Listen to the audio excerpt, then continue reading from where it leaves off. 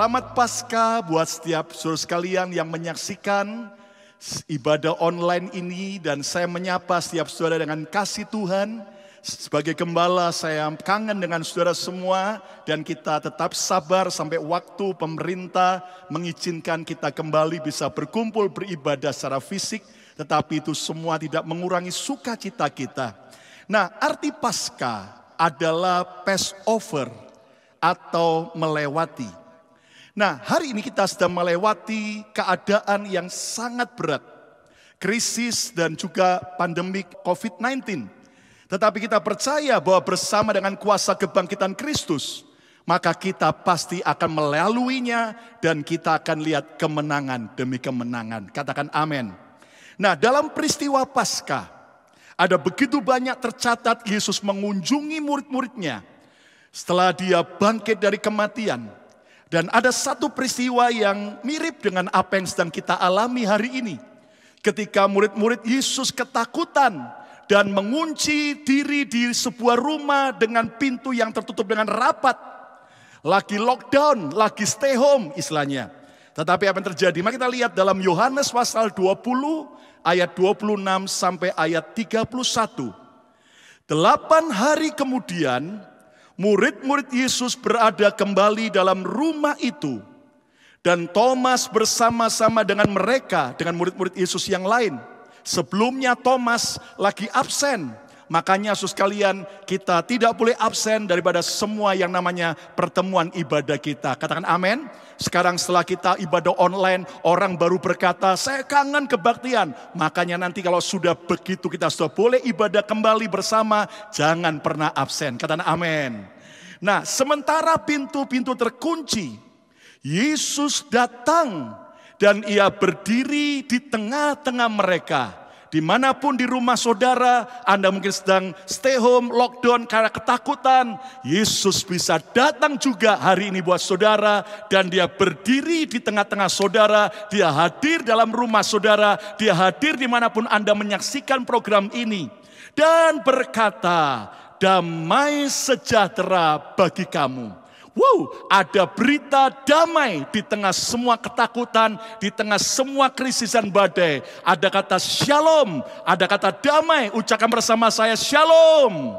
Kata bersama saya damai.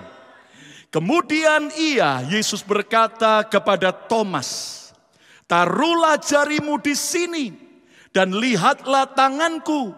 Ulurkanlah tanganmu dan cucukkan ke dalam lambungku. Dan jangan engkau tidak percaya lagi, melainkan percayalah, percayalah. Ayat 28, Thomas menjawab dia, ya Tuhanku dan Allahku. Ayat yang ke-29 kata Yesus kepadanya, karena engkau telah melihat aku, maka engkau percaya. Berbahagialah mereka yang tidak melihat, namun percaya. Sekali lagi pesan Paskah buat kita hari ini, berbahagialah mereka yang tidak melihat, namun percaya. Ucapkan bersama saya 2, 3. Berbahagialah mereka yang tidak melihat, namun apa? Namun percaya. Ayat 30, memang masih banyak tanda lain yang dibuat Yesus di depan mata murid-muridnya yang tidak tercatat dalam kitab ini. Tetapi semua yang tercantum di sini telah dicatat supaya kamu percaya bahwa Yesuslah Mesias, Anak Allah, dan supaya kamu oleh imanmu memperoleh hidup dalam namanya. Sebuah peristiwa kunjungan Yesus yang mengubah keadaan. Saya berdoa biar hari ini saudara juga mengalami kunjungan Yesus yang mengubah keadaan saudara. Katakan amin. Nah, saudara sekalian, Thomas adalah contoh orang percaya yang memandang krisis sama seperti kebanyakan orang. Saudara sekalian, Anda ingat pada waktu itu, Yesus yang Thomas percayai sebagai Mesias sudah mati. Thomas memandang kematian Yesus sebagai tanda kekalahan, sebagai tanda kegagalan, bahkan akhir dari segala-galanya. Itu sebabnya Thomas di tengah krisis yang sedang dialami oleh murid-murid Yesus, Thomas berkata, semua sudah selesai, sudah tidak lagi ada pengharapan. Tapi tahukah Anda, di tengah-tengah krisis itu, Yesus datang menjumpai Thomas dan murid-muridnya. Thomas memandang kebangkitan Yesus sebagai hal mustahil yang tidak mungkin terjadi. Tetapi Yesus datang kepada Thomas untuk mengubah cara pandang Thomas yang salah. Yesus sampai berkata kepada Thomas, lihat, taruh tanganmu di jariku yang berlubang paku. Taruh tanganmu, jarimu di lambung Yesus yang lubang karena tombak, supaya kamu percaya. Dan kemudian Yesus berkata, berbahagialah orang yang tidak melihat namun percaya. Nah, di sini Yesus datang dan sedang mengajari Thomas. Thomas diajar untuk memandang krisis dengan cara pandang yang benar. Nah, berita Paskah buat saudara dan saya hari ini, saudara sekalian, seluruh dunia sedang mengalami krisis seperti ini. Tetapi kita harus punya cara pandang yang berbeda dengan cara pandang yang orang lain hadapi, yang orang lain miliki. Kenapa? Karena Thomas dan setiap kita diajar percaya walaupun belum melihat. Percaya akan janji Tuhan, percaya akan pertolongan Tuhan, percaya bahwa badai pasti akan berlalu. Walaupun sekarang kita belum melihat, tapi pasti janjinya digenapi. Katakan amin. Nah, berita Paskah hari ini adalah miliki cara pandang berbeda saat kita mengalami dan menghadapi krisis. Yesus berkata bahwa percayalah. Dan kalau engkau percaya walaupun engkau belum melihat, hidupmu akan bahagia. Di tengah-tengah suasana seperti ini, banyak orang tidak bahagia, tapi Tuhan mau kita bisa bahagia. Berita Paskah adalah jangan takut. Berita Paskah adalah damai sejahtera bagi kamu semua. Nah, judul khotbah saya hari ini adalah different point of view. Cara pandang yang berbeda. Cara pandang yang berbeda. Yesus mengajari Thomas dan murid-murid yang lain untuk bisa melihat krisis kematian Kristus dengan cara pandang yang berbeda, bahwa Yesus bisa kalahkan kematian. Maka Tuhan yang sama hari ini mau membawa saudara untuk punya cara pandang yang berbeda, memandang krisis yang sedang kita alami. Ada banyak orang berkata, keadaan ini akan membuat orang benar-benar hancur. Ini adalah akhir segala-galanya. Dengar janji Tuhan, berbahagialah orang yang percaya walaupun ia belum melihat. Amin, saudaraku. Nah, cara pandang itu penting sekali. Kenapa? Karena cara pandang akan menentukan respon kita. Cara pandang juga akan menentukan masa depan kita. Contoh, saudara sekalian, bagi banyak orang ketika lihat sebuah benda yang berat, beban yang berat, itu pasti sesuatu yang harus dihindari. Oh, itu menakutkan. Tapi tahukah Anda, bagi seorang yang melatih ototnya, yang di fitness atau binaragawan, bukan binarangka, saudara, justru itu kesempatan untuk apa? Untuk latihan memperbesar ototnya. Nah, lihat, sama-sama beban yang berat, tapi cara pandang kebanyakan orang takut dan menghindarinya.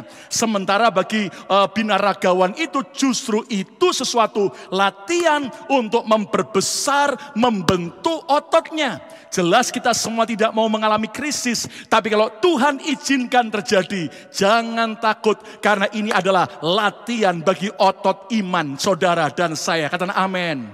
Bagi kebanyakan orang, saat kita di tepi pantai, lihat ombak yang besar, bergulung-gulung menakutkan, jelas sesuatu yang mengerikan dan harus dihindari. Tapi tahukah Anda, bagi seorang peselancar, justru itu yang ditunggu-tunggu untuk dia bisa menari di atas ombak. Nah, saudara sekalian, hari ini kita perlu belajar punya cara pandang yang berbeda menghadapi krisis. Yesus berkata dalam Matius 6 ayat 22-23, mata adalah pelita tubuh. Jika matamu baik, teranglah seluruh tubuhmu. Lihat bahwa mata kita bukan mata fisik saja, tapi tentang cara pandang kita menentukan akan semua yang kita alami.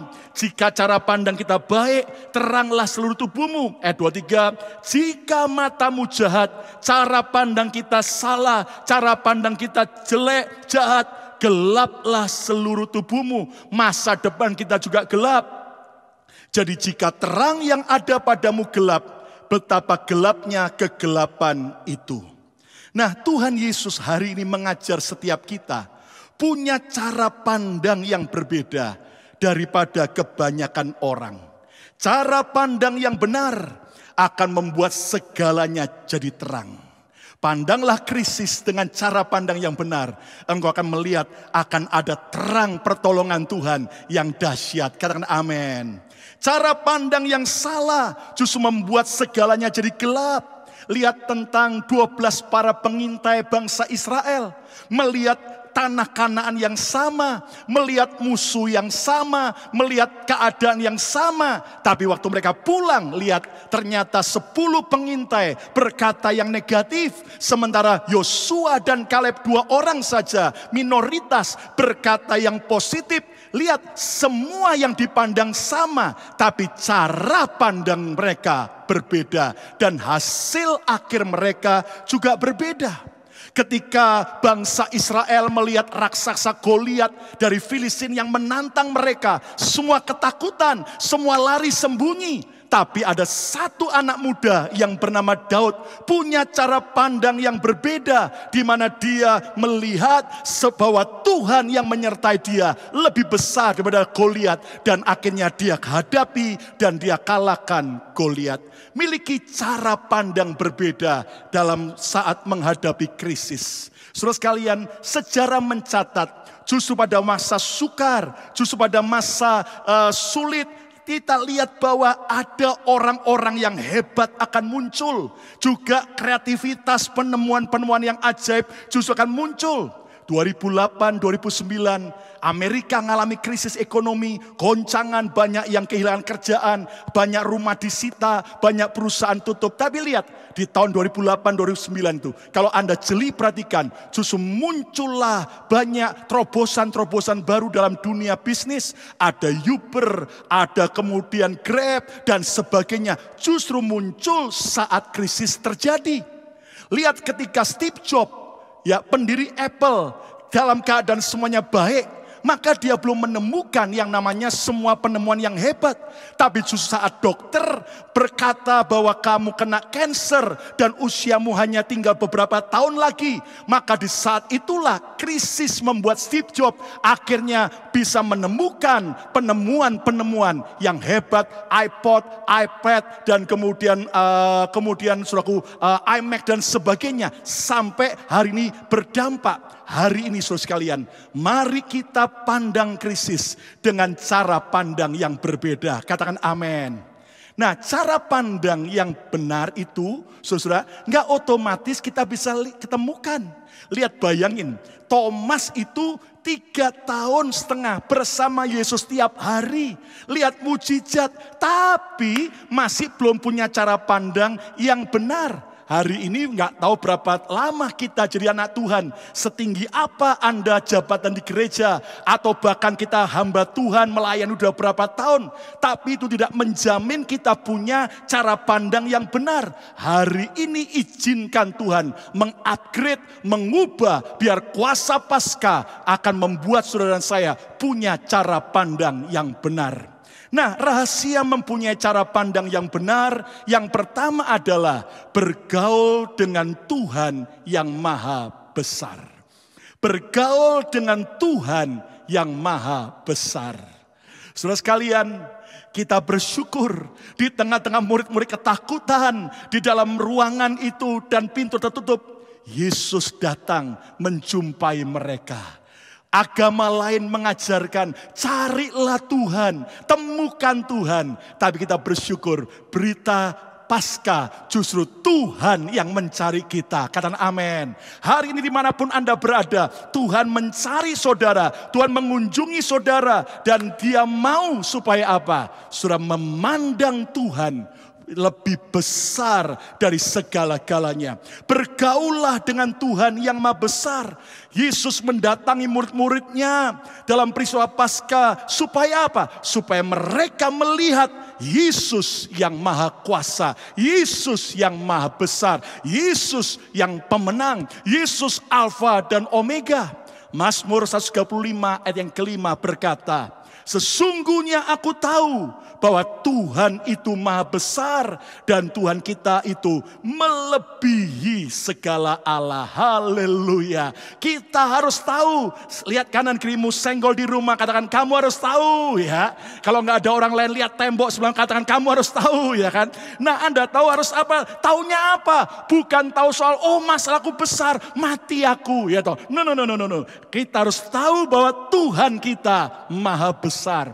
Kalau Anda bergaul dengan Tuhan yang Maha Besar, maka saudara akan punya cara pandang Tuhan. Anda dibawa punya sebuah iman yang besar seperti Tuhan sendiri. Katakan amin. Caranya bagaimana? Bukalah hati bagi Tuhan. Hari ini bukalah hati bagi Yesus. Saya mendapatkan banyak telepon dan juga WhatsApp dan juga SMS. Orang-orang yang sudah lama jauh dari Tuhan. Akhirnya telepon dan cari Tuhan, nangis, minta didoakan, mau bertobat dan lahir baru. Ini waktunya. Saudara, buka hati bagi Yesus. Krisis dipakai Tuhan. Saudaraku, bukan untuk menghancurkan kita. Memang iblis yang berusaha menghancurkan melalui krisis. Tapi Tuhan akan mengubahkan, mendatangkan kebaikan. Asal kau buka hati bagi Yesus. Konsisten haus dan lapar akan Tuhan. Saya ingatkan, jangan cuma sekarang lagi ada pandemik COVID-19. Baru kita cari Tuhan. Tapi nanti kalau sudah enak, lancar, diberkati, mulai kendor lagi. Harus konsisten. Kata bersama saya, konsisten. Saya masih ingat tahun 2001, saudara, malam itu ketika WTC dihancurkan oleh teroris. Malam itu saya dari Philadelphia masuk dengan istri saya ke New York. Saya lihat orang ketakutan berusaha keluar dari New York. Di tepi-tepi jalan malam itu orang gandengan tangan, sembayang, gereja-gereja penuh. Begitu selesai semua baik, gereja kosong lagi. Saudara. Orang gak berdoa lagi. Makanya jangan cari Tuhan hanya tunggu kalau ada krisis. Itu sebabnya hari ini konsisten, katakan amin. Konsisten haus dan lapar akan Tuhan. Dan izinkan kebenaran Tuhan memerdekakan kita. Ada banyak orang tahu kebenaran Tuhan. Hafal khotbah. Punya banyak catatan khotbah. Tapi banyak orang tidak mengizinkan kebenaran itu memerdekakan hidupnya. Hari ini jangan cuma jadi orang yang tahu. Tapi kita harus merdeka. Kata bersama saya, harus merdeka. Dan engkau akan lihat masa depan kita diubah Tuhan. Cara pandang kita akan besar dan seperti cara pandang Tuhan. Yang kedua, rahasia mempunyai cara pandang yang benar. Yang pertama, bergaul dengan Tuhan yang Maha Kuasa, yang Maha Besar. Yang kedua, bergaul dengan orang-orang besar. Bergaul dengan orang-orang besar. Orang-orang besar bukan besar perutnya. Bukan besar badannya ya. Tapi orang besar di sini bukan bicara orang kaya, orang hebat. No. Tapi orang besar yang saya maksud adalah orang-orang yang walaupun kayaknya sederhana, tapi hatinya besar. Amin. Karakternya bijaksana, orang yang dewasa. Nah, bergaulah dengan Tuhan yang Maha Kuasa. Tapi kita juga perlu bergaul dengan orang-orang besar. Di komunitas rohani saudara, ada orang-orang, para gembala BFA yang benar-benar mau peduli dengan saudara. Mereka orang-orang besar yang punya hati besar, mau melayani saudara. Itu sebabnya bergaul dengan orang yang demikian. Kenapa? Amsal 13 ayat 20 berkata, siapa bergaul dengan orang bijak menjadi bijak. Anda mau jadi bijak? Bergaul dengan orang bijak. Anda mau jadi lebih berhikmat? Bergaul dengan orang berhikmat. Anda mau lebih pandai? Bergaul dengan orang yang pandai. Amin. Tetapi siapa berteman dengan orang yang bebal menjadi malang. Rugi sendiri. Makanya hari ini saudaraku, bergaul dengan orang-orang besar. Jika Anda mau jadi orang optimis, bergaullah dengan orang-orang yang optimis.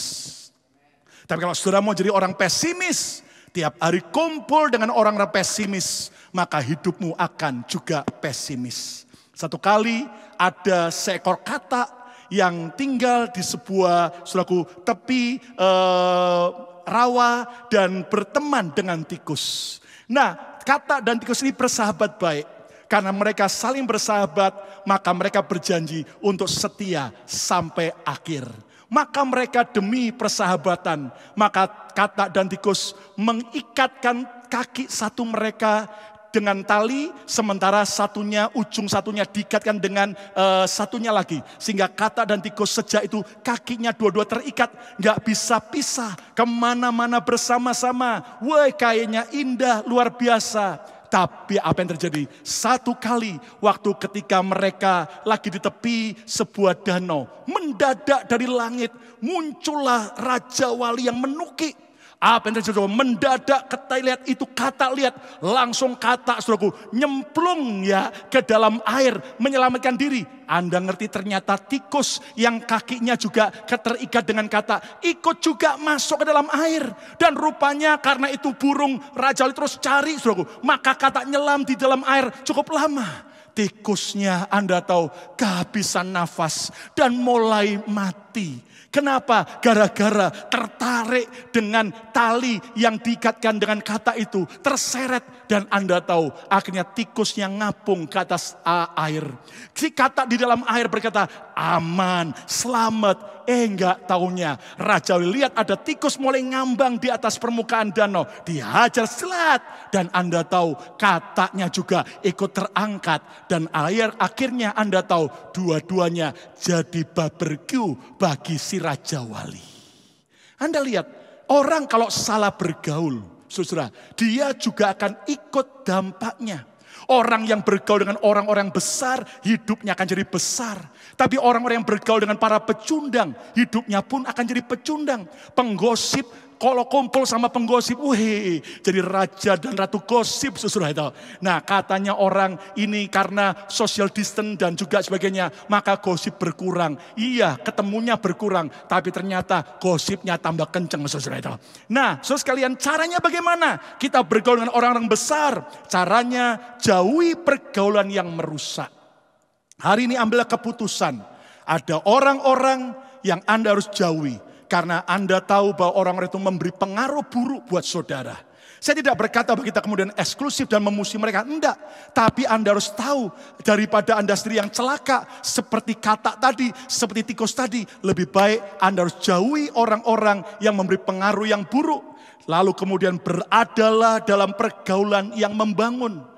Beradalah dalam komunitas yang membangun, membuat Anda semakin maju dalam Tuhan, membuat rohmu semakin menyala-nyala, membuat Anda semakin cinta Tuhan, cinta sesama, bahkan juga teladanilah hal-hal yang baik.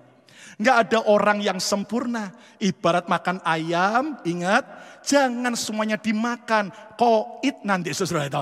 Tapi yang dimakan cuma apa? Dagingnya, tulangnya jangan dimakan. Kenapa? Tulangnya bagiannya anjing saudara itu. Nah, saudara sekalian, artinya apa? Dalam pergaulan juga Anda tahu bahwa nggak ada orang sempurna. Jadi contoh yang baik dan buang yang jelek dan jangan tiru yang jelek dari pergaulan-pergaulan itu. Yang ketiga, rahasia mempunyai cara pandang berbeda. Bergaul dengan informasi yang membangun. Bergaullah dengan informasi yang membangun. Kenapa? Karena apa yang kita lihat, apa yang kita baca, apa yang kita dengar, itu akan mempengaruhi iman kita. Mempengaruhi cara pandang kita, mempengaruhi masa depan kita. Makanya seorang raja yang sangat bijak bernama Salomo, dia memberi nasihat apa? Amsal 8 ayat 33. Dengarkanlah didikan, maka kamu menjadi bijak. Janganlah mengabaikannya. Lihat, ada didikan yang kita tidak boleh abaikan, yang membuat kita jadi lebih baik, lebih bijak. Jangan abaikan. Hari ini saudaraku, kita harus belajar bergaul dengan semua informasi yang membangun. Jangan tiap hari cuma bergaul dengan hoax, hanya dengan berita-berita konspirasi. Katanya saudara, ini penyebabnya negara A, B, C. Udahlah, nggak usah begituan. Tapi bergaullah dengan informasi yang membangun, informasi yang berguna. Katakan amin. Amsal 10 ayat 17. Siapa mengindahkan didikan menuju jalan kehidupan. Siapa yang mengindahkan didikan, orang yang suka dengan informasi yang membangun, walaupun itu harus membuat dia berubah, ditegur dengan tidak senang, tapi dia belajar, itu akan menuju pada jalan kehidupan. Tetapi siapa mengabaikan teguran akan tersesat. Hari ini saudara sekalian, pilihlah untuk saudara bergaul dengan informasi-informasi yang benar. Satu kali ada orang berkata demikian, waduh, sekarang keadaan di mana-mana banyak kriminal, banyak pembunuhan, banyak perampokan, pemerkosaan. Lalu kemudian temannya tanya, loh, kamu kalau bilang gitu kenapa? Kamu baca apa sih tiap hari? Iya, saya tiap hari baca koran Pos Kota. Pantesan, ya toh. Karena tiap hari yang dibaca Pos Kota isinya kriminal, perampokan dan sebagainya. Tapi coba kalau Anda memilih, Anda baca firman Tuhan. Aha, tiap hari yang Anda lihat adalah kehidupan, kemenangan, mujizat dan berkat. Katakan amin. Nah, caranya bagaimana? Cerdas dalam mengolah informasi. Hari ini sudah zaman informasi, nggak bisa dibendung, dimanapun orang bisa mendapat informasi apapun juga. Muncul Mbah Google, ya kan, muncul nenek apalagi saudara, dan sebagainya. Lihat saudaraku, kita dibombardir dengan informasi-informasi. Nah, kita harus cerdas dalam mengolah informasi. Makanya Alkitab berkata, kita harus cepat mendengar, tapi lambat berbicara dan lambat marah. Artinya apa? Saudara, saya harus bisa cerdas mengolah informasi dan bijak dalam berespon. Enggak semua langsung yang kita dengar, yang kita baca langsung dipercayai, saudara. Tapi kita harus belajar bijak dalam berespon. Dan biarlah hari ini semua kita benar-benar punya cara pandang yang berbeda. Kesimpulannya, miliki cara pandang yang benar dalam menjalani hidup ini, terutama saat krisis sedang melanda. Apa yang kita harus lakukan? Rahasia mempunyai cara pandang yang benar. Yang pertama, bergaul dengan Tuhan yang Maha Kuasa. Kalau hari ini engkau sudah lama jauh dari Tuhan, engkau belum percaya Yesus, bukalah hati bagi Yesus. Rindukan Dia, konsisten haus dan lapar akan Tuhan. Dan izinkan kebenaran Tuhan memerdekakan kita. Bergaullah dengan orang-orang besar. Kalau engkau bergaul dengan orang-orang yang bijak, engkau akan jadi orang bijak. Kalau engkau bergaul dengan orang-orang yang cinta Tuhan, semangat, maka hidupmu akan cinta Tuhan dan semangat. Yang ketiga, bergaul dengan informasi yang membangun. Tidak semua informasi membangun.